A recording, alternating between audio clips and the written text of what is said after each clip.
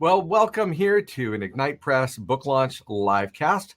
Today I have Dr. Selma Rashid here, and she's going to be talking about her book. And this is great because I think it's very timely. I know a lot of people whose lives are going to be impacted by Dr. Rashid's book. Dr. Rashid, how are you? Wonderful. Thank you so much, Everett.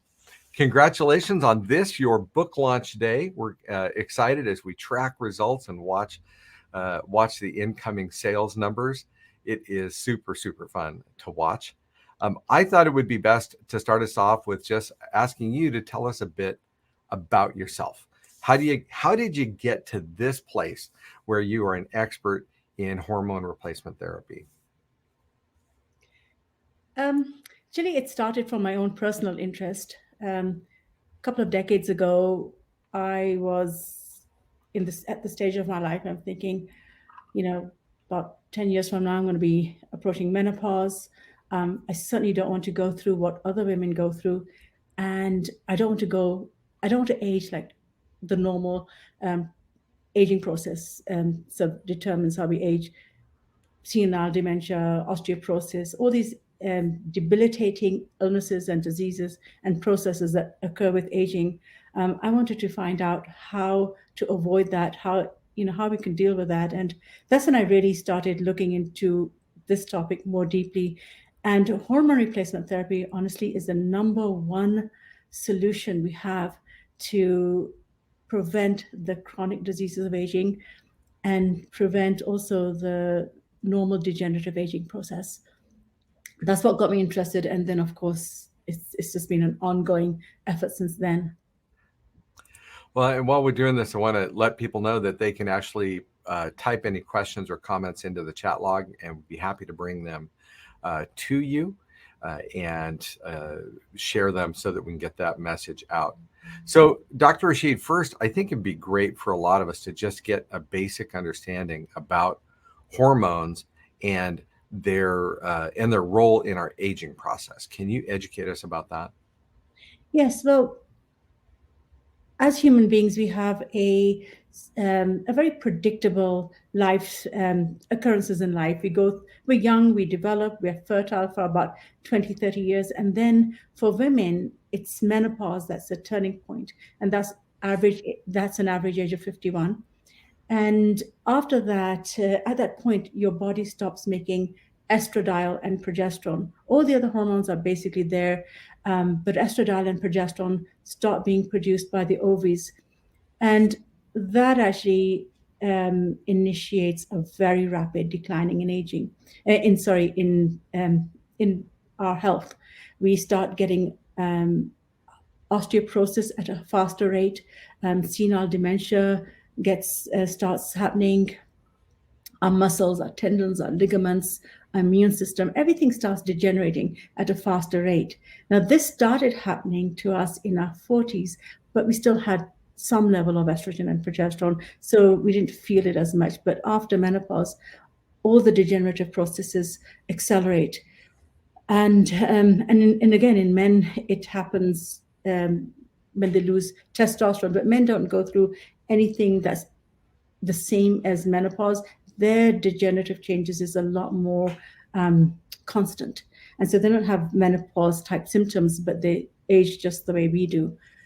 So, you know, again, it's great until until you have these hormones, but once they start getting out of your system, we just continuously degenerate. Okay. And you said something really key that really, this is for men and women. This isn't just for women as they approach menopause and that type of thing.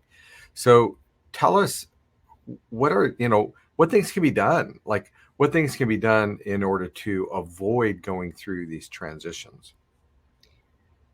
Well, everybody who is at menopause, is a candidate for hormone replacement therapy. Now, for women, it's much easier because they have symptoms, when they have menopause symptoms. And so at that point in life, and honestly, it's better if pay attention to your symptoms a few years before that, um, measure your hormones. And then once you know that you're at that point, it is really important to start replacing your body with estradiol and progesterone in normal human ranges. And honestly, that is the most powerful intervention that we can do to prevent the diseases of aging and also to remain healthy, young, functional. And obviously, you're going to get rid of all the nasty symptoms of menopause. But the most important thing is that not all women have menopause symptoms. Menopause symptoms, such as hot flushes, night sweats, these don't happen to everybody. And sometimes people just get them briefly, but 100% of us age after this time in our lives. Um, with men, it's harder to determine when they've reached a critically low level of testosterone. And the only way they can know where they're at is just having blood tests. Okay. In fact, Chris had just asked, how do you measure hormones, and is that done through blood testing? Does it have to be done once? Does it have to be done over a protracted period of time? How's that done? Right. So for men, it's much easier. You just have morning, critical morning levels of free and total testosterone measured, and ideally before 8 or 9 o'clock in the morning. That's when levels are highest. You always want to measure hormone levels at their peak. For women, if they have a period, if they're still having a cycle, then you want to have blood levels done according to the two peak hormone production phases of your cycle. Typically, it's day 10 and 21, or day 12 or 20, depending on your cycle. I explain that more in my book. But blood test is honestly the only reliable method we have. Um, that's if you have a cycle. If you don't have a cycle, then you're low. Then you can measure other blood levels, FSH, LH. These, your doctor should know this. For menopausal women, it's easy. You just measure FSH, LH, and you know that they're not producing anything if they used to have a period and now they don't. And of course, there are women who still are critically low, still have a period. Then you have to have them done on specific days. Otherwise, the test is not useful. Okay.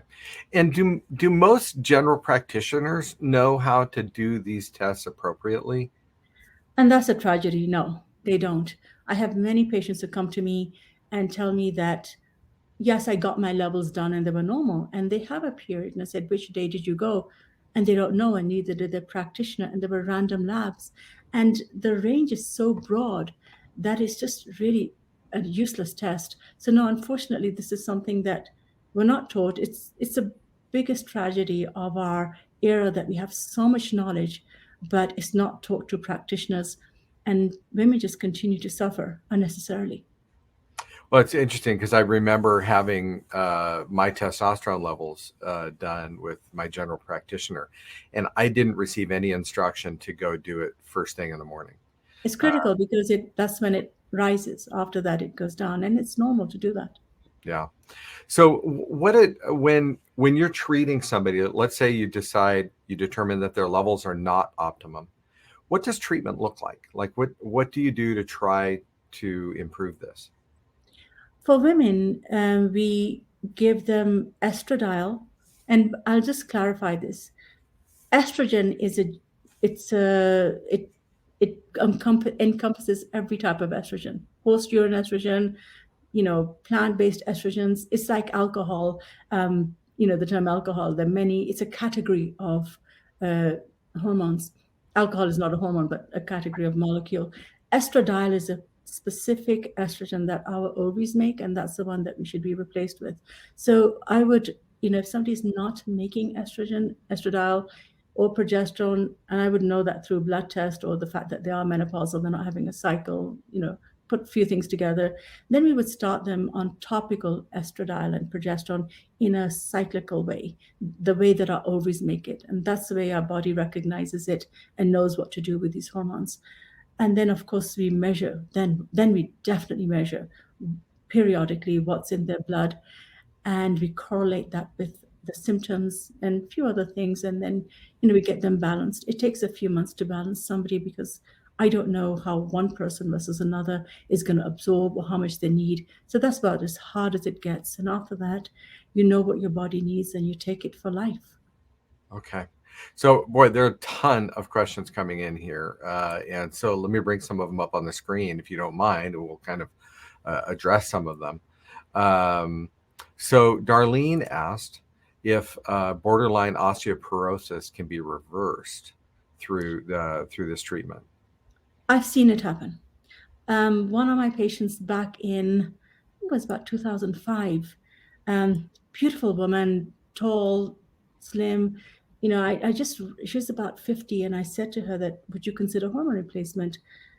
Because she was concerned about her well-being, aging, etc. And she said, the only reason that I would even consider it is that I've got 12 areas of osteoporosis, and I have to drink this medication. It's a bisphosphonate. They're pretty nasty. And she goes, it's so caustic, it's toxic, and that's the only reason I would consider it. She started hormones. Within 1 year, she had only one area of osteopenia. Osteopenia is the beginning of osteoporosis. And so with her, it did a lot. But I will caution that, yes, definitely, estrogen has been shown to prevent osteoporosis, but you have to be in what we call physiological ranges, normal human ranges. Tiny little bits is not really going to do it, because osteoporosis starts in our 40s. And then at that point, we still have some estrogen, but it's not enough.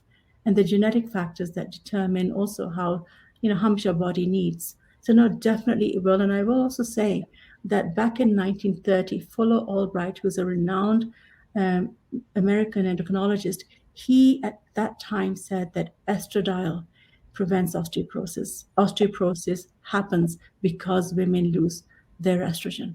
We knew it back then, but we didn't do anything about it. Some more questions here. Deb Marie asked, when it comes to measuring, what if your cycle's not normal all the time, or what if your cycle's really stopped? Well, if your cycle is not normal all the time, we just catch you on a specific cycle. For instance, this happens a lot to me, and women have irregular cycles, or they miss cycles, especially in the few years prior to menopause. And I'll tell them that if you've not had a cycle for 1 year, you are by definition in menopause. But if you have a cycle every other month, you can wait till your next period starts. That is your day one. And from there, we track you on certain 2 days of the month, and we measure your hormone levels. But honestly, if that's what your cycle is doing and you are at the age, you're definitely low. You're certainly too low to be healthy as far as your muscles, your bones, your brain, etc. So Mashana had a great question. So let me share hers. So women who've had a hysterectomy but retain their ovaries, do they have a need for hormone replacement, or do they need more? Well, it depends when they had a hysterectomy. If they had the hysterectomy in the late 40s or the 40s, it does disrupt ovarian production. And also, I'll tell you, the question I ask many women who have had a hysterectomy is, why did you have it?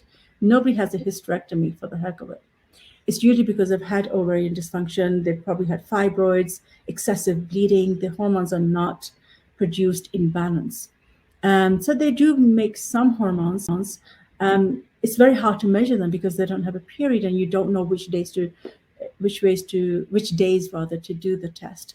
But very typically, women who have had a hysterectomy will be low on hormones, especially as they approach the late 40s. And at that time, we can always correlate your symptoms and see if hormone replacement, alleviates your symptoms. And usually, most likely, these women are perimenopausal and good candidates for hormone replacement therapy. Yeah. And Dorothy put this, are there different ways of treating hormone imbalance, doctor to doctor? And is your method more beneficial? And if so, why?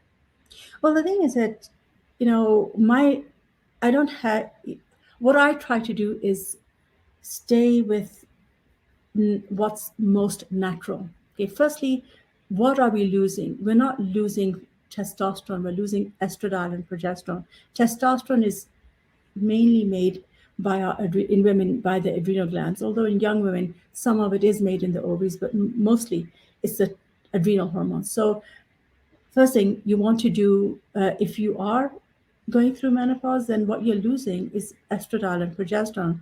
So we start with that. We make sure they're bioidentical. I do explain that in detail in my book what it means. It's just the molecule is exactly what our body makes, and then you want to be in normal human ranges.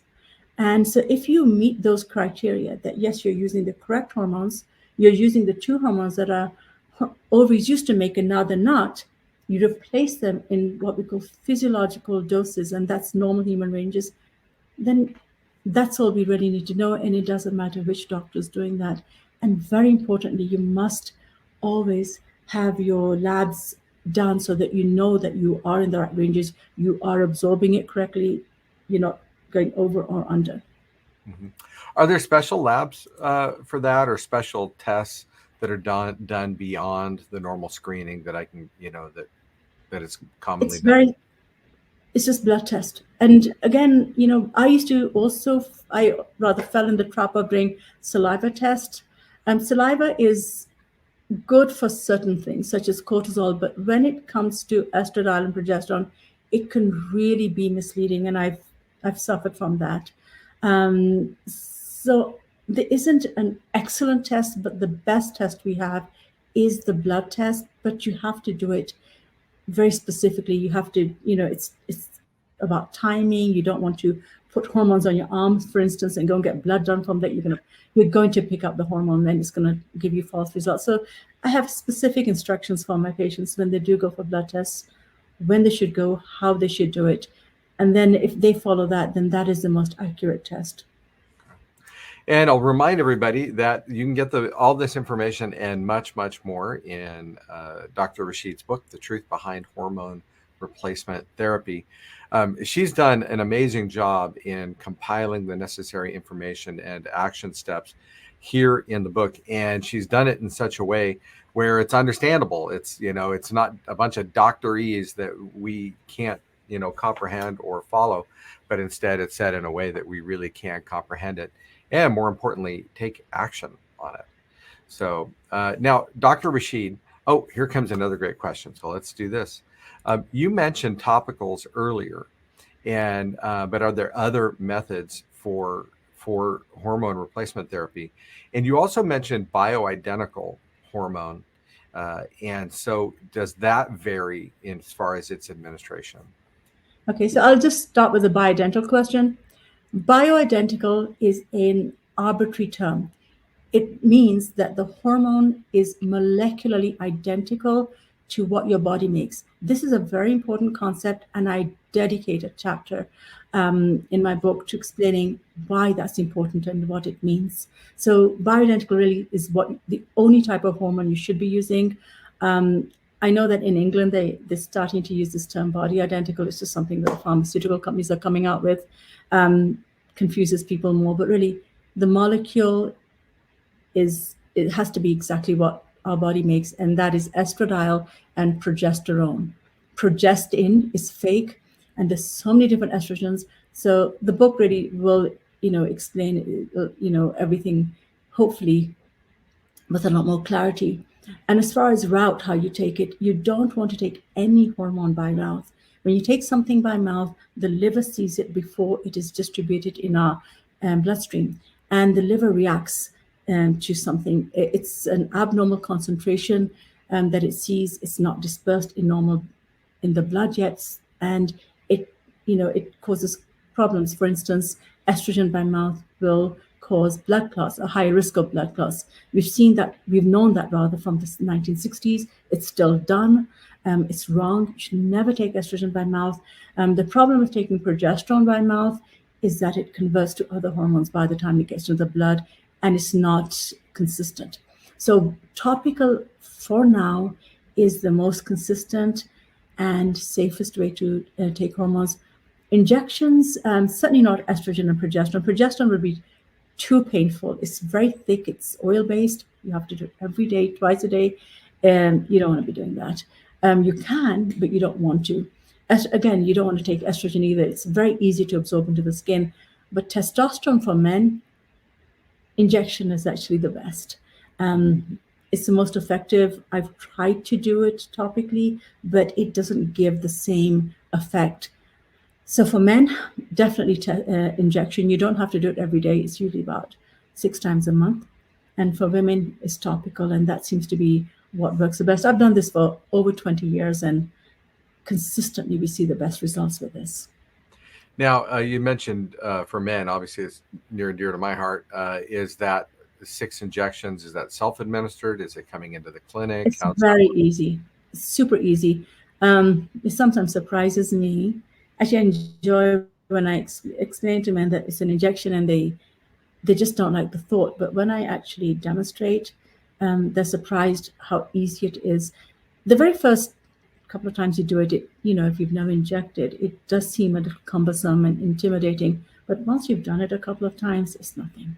It doesn't hurt because it's oil based, and men just get on with it. They're very good with their phone. They'll put in which days they need to do it, and it's not a problem.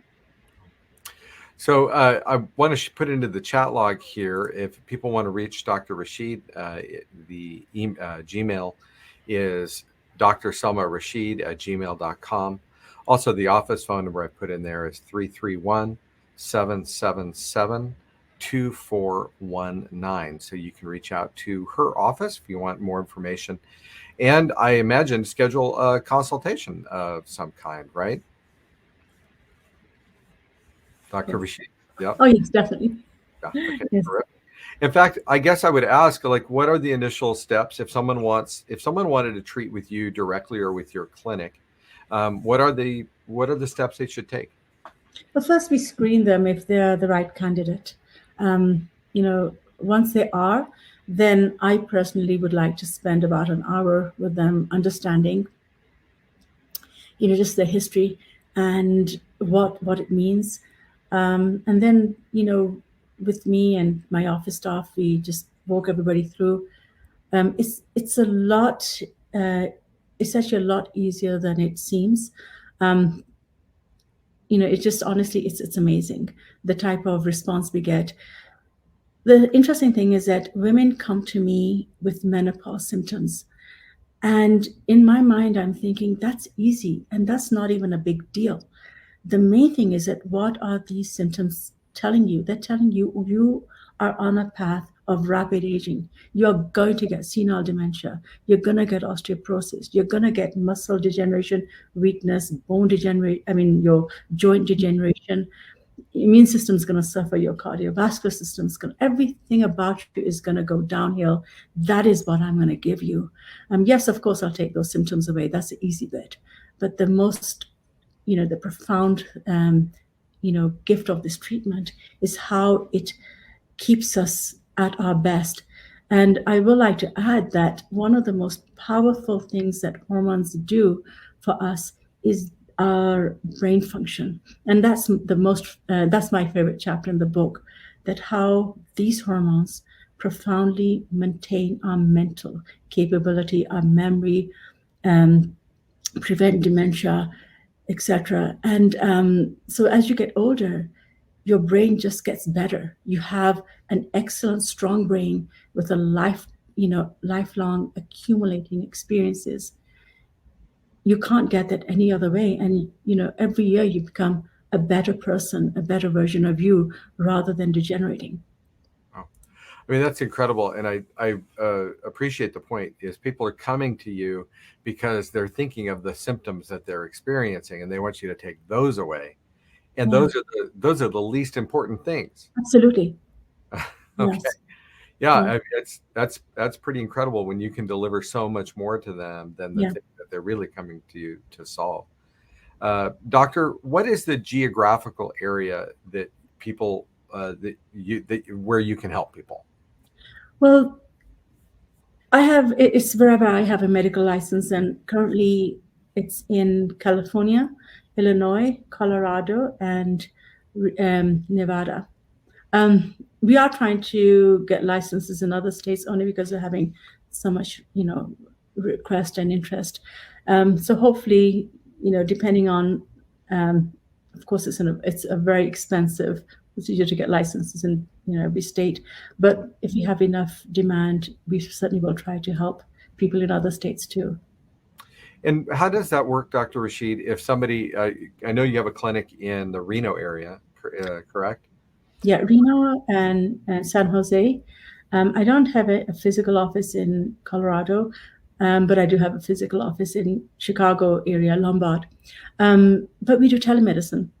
The interesting thing is that before COVID, I was trying to encourage people to see me through telemedicine. They always thought that they would get less of a service, but once COVID hit, the panic was the other way. That, oh my God, can we even get hormones? Can we even get our treatment? And since then, nobody likes to come in person. Everybody just prefers to just do everything through telemedicine. It's a lot more convenient. You save so much time in traffic, park, all of that. The whole nonsense about going to a doctor's office, and the timing is a lot more precise too. So no, it's a lot easier to do telemedicine.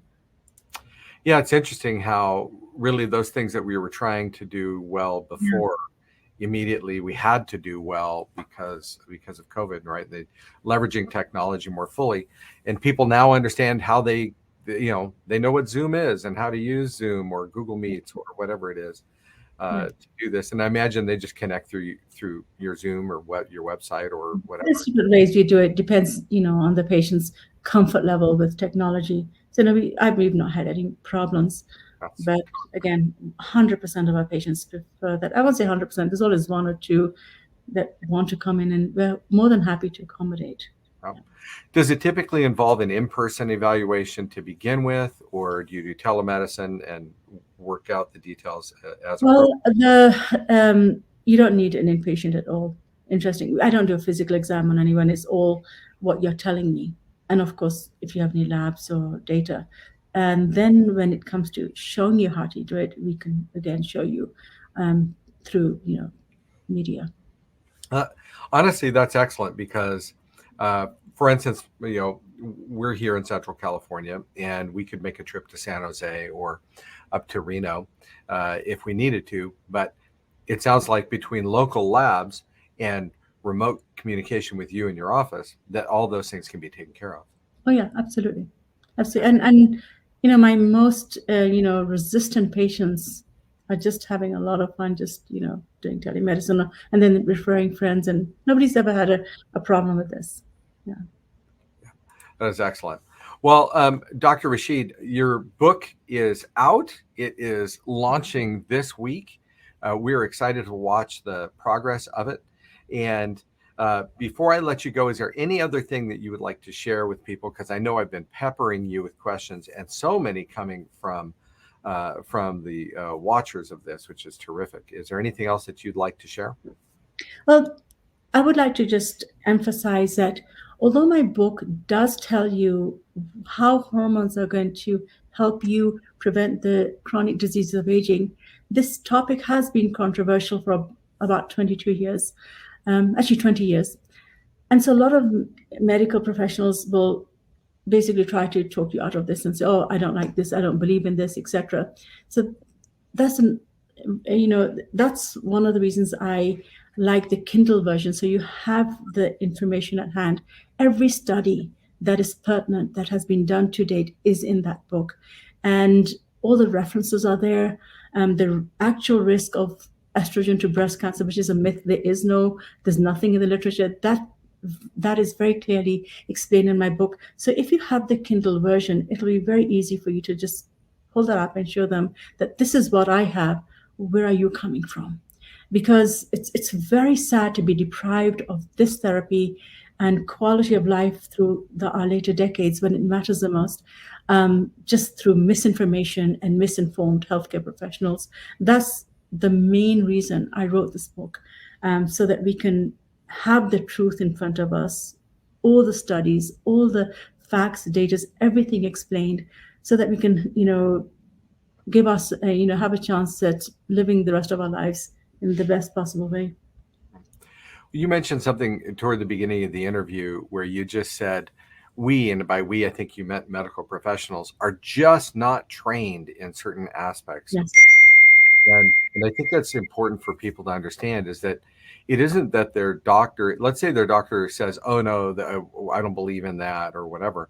It's not necessarily that your doctor is bad or anything like that. It's that your doctor just may not have received this type of training, and certainly probably hasn't specialized in it for decades like Dr. Rashid has. And so I think this is where we as patients, being our own advocates, which is super, super critical, can take the steps to educate ourselves, and connect with professionals who really specialize in these things, instead of only a doctor who has to cover such a wide breadth of different coverage areas and treatment areas. It's like, I had to have spine surgery. Well, I wouldn't want to have my general practitioner be telling me what spine surgery would be appropriate. I need to be with a spine surgeon, someone who specializes in spines. And I wouldn't even just want a general orthopedic surgeon. I would want someone who specializes in spines, because their expertise in hips and feet isn't nearly as important to me. And so I think of the same thing when it comes to treatment like this, is working with a professional who understands and specializes in this. Anything I say there that was wrong, doctor? Not absolutely not. But hormone replacement therapy has a unique um, sort of situation in medicine where, due to very unfortunate reasons, it became controversial. And there's a chapter in my book on the controversies, and it explains that it explains everything chronologically from the 1930s to now, what's been happening that has maligned this field, and have had had so much bad information out there that has frightened doctors to even talk about it or deal with it. So it's unfortunately got an added nuisance associated. But I explain all that will hopefully will empower my patients and people to at least understand the truth, so that when they're given the wrong information, they can explain it and clarify it with the healthcare providers. And it's not fair for a healthcare provider, and they're doing it all the time, by the way, to say this is wrong, hormone replacement is wrong, without knowing where are they getting the information from. Yeah, so many of us do this, just like, and doctors as well. They get some anecdotal piece of information and just kind of latch on, Yeah. right? Instead of being able to go back to the studies and look at them. Doctor, thank you so much for your time. We've gone longer than we normally do, but that's because we had so many great questions, and this is so great information that you're sharing with us. Congratulations again on your book launch, and we'll be excited to see how that proceeds in the time ahead of us. I just want to thank you for entrusting us at Ignite Press to get your book out to the world. It's been exciting to see it come to shape, and now it's out there, so even better. So thank you so much, Doctor. Thank you so much, Everett. It's been wonderful talking with you.